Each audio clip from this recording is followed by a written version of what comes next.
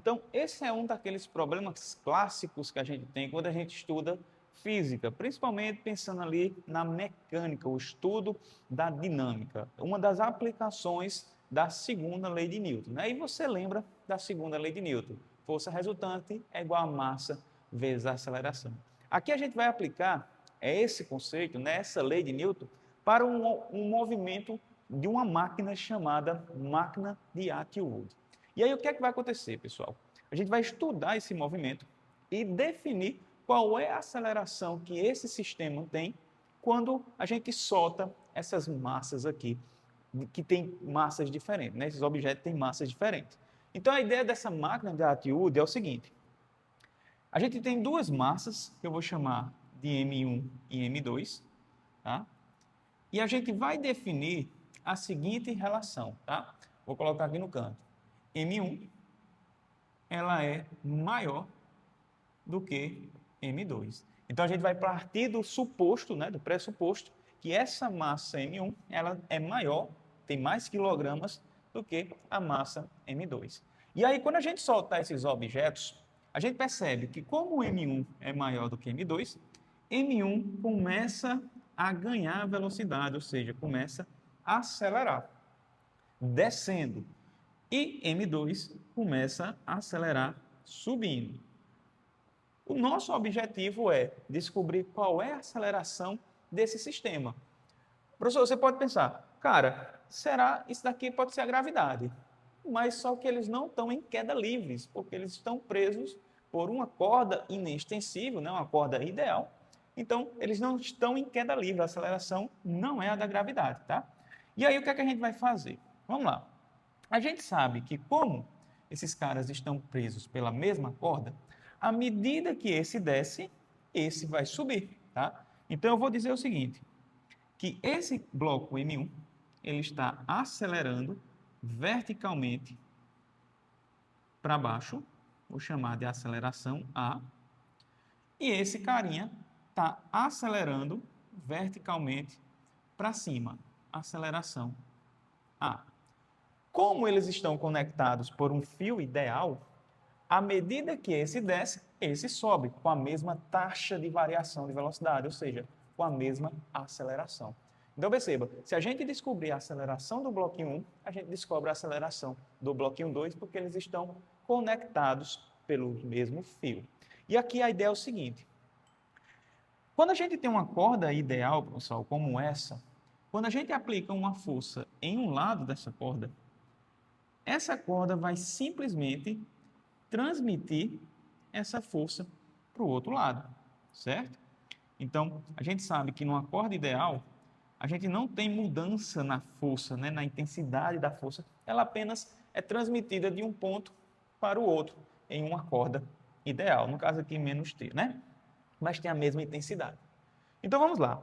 A gente tem cada bloquinho desse, a gente tem uma força que puxa eles verticalmente para baixo. Isso é a interação deles com a gravidade. Vou chamar isso daqui de peso. Então, tem o peso 1 do bloquinho 1, mg, e tem o peso do bloquinho 2, tá aqui. P2 é igual massa 2 vezes gravidade. Tranquilo? Pensando em força já aqui atuando.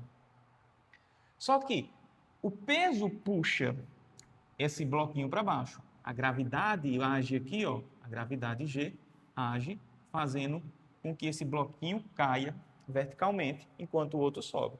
Só que ao mesmo tempo, ele está preso por essa corda, a corda faz uma força contrária a esse movimento, certo? Que eu vou chamar de tração, tá aqui.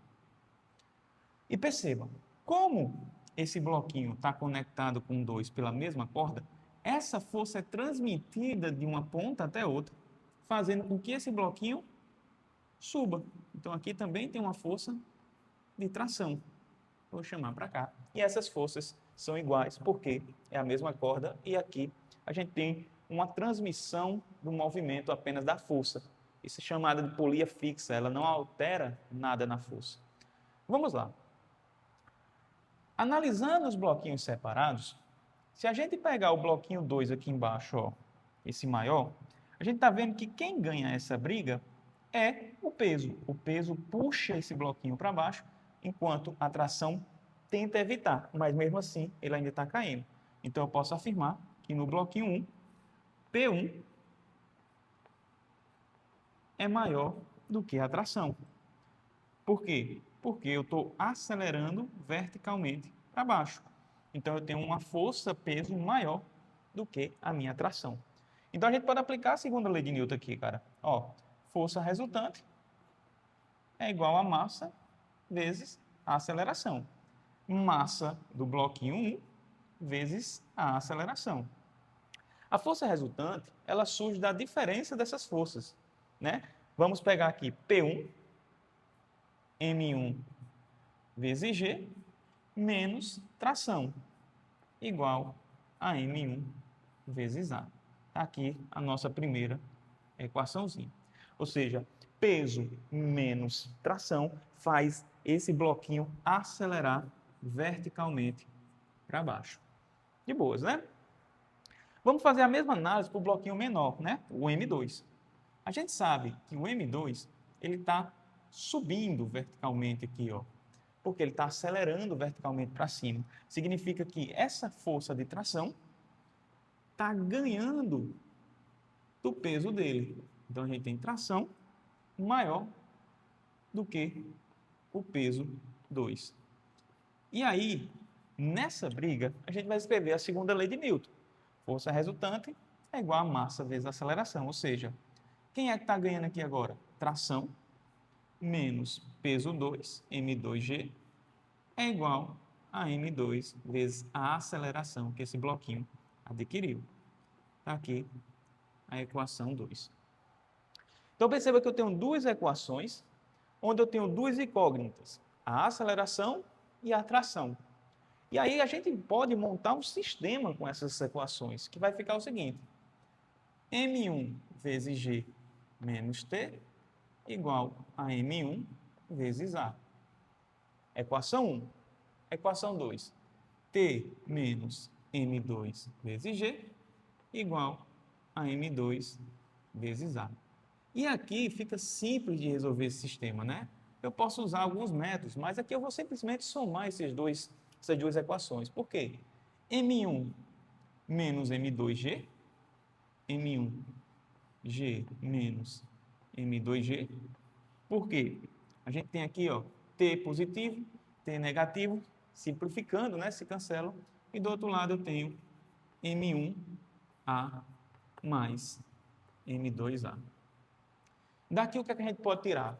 Colocando a gravidade em evidência, M1 menos M2 vezes a gravidade é igual, colocando o A em evidência, M1 mais M2 vezes A. Como eu quero o valor da aceleração, vai ficar o seguinte: M1 menos M2 dividido por M1 mais M2 vezes a gravidade. Esse resultado é extremamente interessante para a gente, cara. Vamos analisar ele aqui numa situação extrema que diz o seguinte. Perceba o seguinte: se essas massas são iguais, a gente tem que M1 menos M2 dá zero, zero vezes qualquer coisa dá zero, não tem aceleração, e aí a gente tem o seguinte: ou esses caras estão parados em repouso, ou eles estão em movimento retilíneo uniforme. Então, se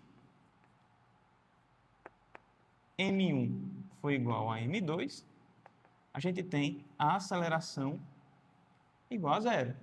E significa que o cara está em RU ou parado em repouso. Não é isso? Se M2 for maior do que M1, essa conta vai ser negativa e a gente vai estar acelerando no sentido contrário que a gente adotou aqui. Certo? Então, percebam que a gente chegou numa expressão que me diz qual é a aceleração que esse sistema, esses dois bloquinhos adquirem, que depende apenas das massas desse sistema. Isso daqui a gente pode usar, por exemplo, como elevador. Eu solto uma massa grande de um lado para subir uma massa menor do outro lado. E eu sei até qual é a aceleração que ele vai subir só conhecendo as massas e a gravidade naquele local. Tranquilo? É isso. Espero que você tenha compreendido esse conteúdo. Máquina de alto-uso é uma aplicação da segunda lei de Newton. E, claro, o objetivo aqui não é só fazer a parte analítica, matemática, mas sim mostrar para você que o conhecimento é adquirido através da interpretação dos fenômenos. Isso daqui, essa linguagem, é apenas para a gente escrever de outra forma o que a gente está interpretando aqui dessa questão. De boas? Ficamos por aqui.